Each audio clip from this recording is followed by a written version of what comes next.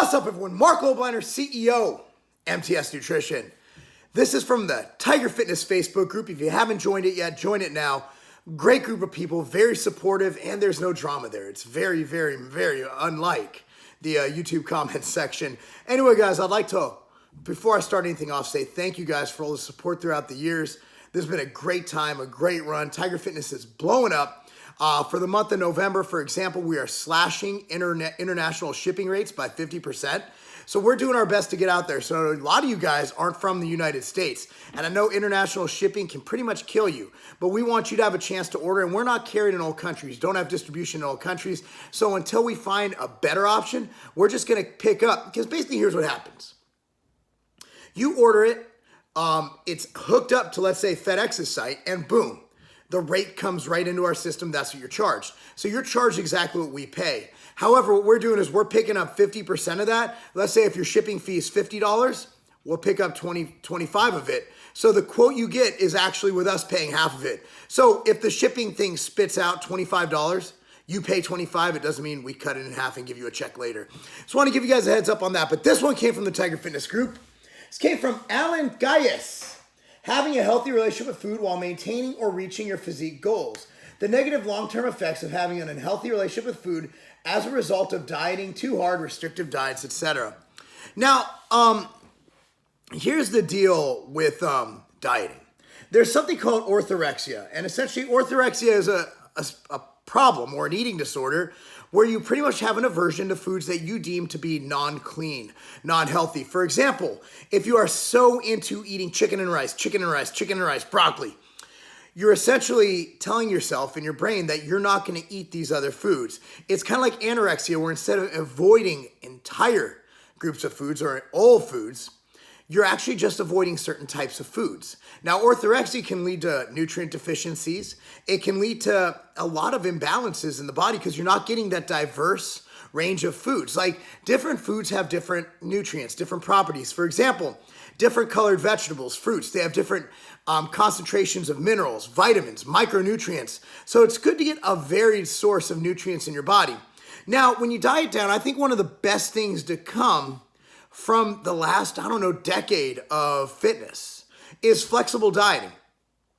And I believe Lyle McDonald was one of the first ones to come out and say, hey, you don't have to deprive yourself of things. As long as you meet your macronutrient goals, you can have some fun foods here and there. Now, Lyle was, he actually recommended eating nutrient-dense foods. He liked your vegetables. Even when he did a protein-sparing modified fast or a PSMF diet, he'd recommend throwing in some green veggies on it for the micronutrient benefits, the fiber, et cetera, et cetera. And because I believe he used the exact term, you need a metric ass ton of broccoli to get any considerable amount of carbohydrate in your diet. So what I think, if you go for the old school NPC tard, chicken and rice, and you don't vary from that, and you have a meal plan mentality where you're like, hey, guess what? I need to eat fish and rice for meal 2. I need to eat egg whites and broccoli for meal 3, et cetera, et cetera. It sets you in this little zone. And then you get used to eating like this, and you can develop some negative connotation or negative association with food, whereas you see food as good and bad. What I love about flexible dieting, and I consider myself a flexible dieter, while 99.99% of my meals are what most would deem healthy: fruits, vegetables, lean meats, things like that. A lot of what I do is based on flexibility. I don't have set meals. I eat my, Ezekiel bread English muffin. My favorite breakfast is 2 whole eggs or egg whites and Ezekiel English muffin, the cinnamon raisin one for breakfast. Now, if it was an NPC thing, it's egg whites and oats, bro, egg whites and oats. And that gets you in that mindset. And the reason I say NPC tard is a lot of trainers that I've seen who train a lot of competitors, especially in the NPC, they're big on the old school 1980s meal plans, where it's egg whites and oats for breakfast, fish and rice for meal 2. And then meal 5, you got to cut out your carbohydrate because obviously your body forgets what to do with carbohydrate past 5 p.m. And of course your body can tell time. It has a clock, right?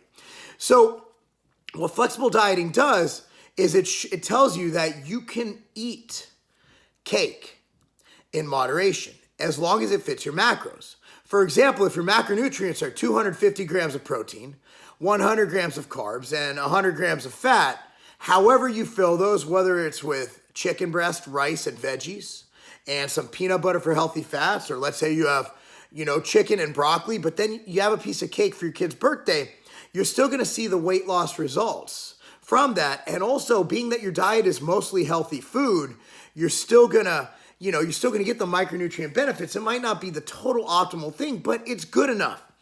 So the bottom line is, how to have a healthy relationship is to allow flexibility in your diet. And also, don't compete long term. I don't recommend getting down to competition body fat and stay there, because you won't be able to.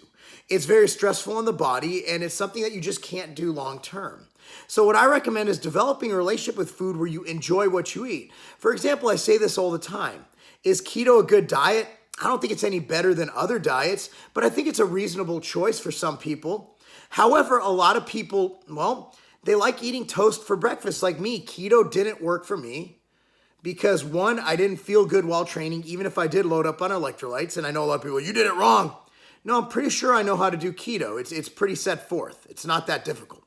But I feel better training. My body operates better. I look better and feel better when my muscles are full and I have carbohydrate in my system. Okay, I just really like it. I really like carbs. I like fruit. I like the health benefits. I like the fact that fruit even has an indication that it can help prevent cancer. It's a very good thing to eat. So I'm not going to do any diet that I'm depriving myself of something really healthy for me. However, some people really like bacon and they thrive on ketogenic diets, and maybe their body doesn't process carbohydrates like mine does. So for that, keto's good. So how do you avoid having an unhealthy relationship with food? One is have a healthy relationship with yourself and realize that food is social, but food is also survival. What is it Bill Phillips said in Body for Life?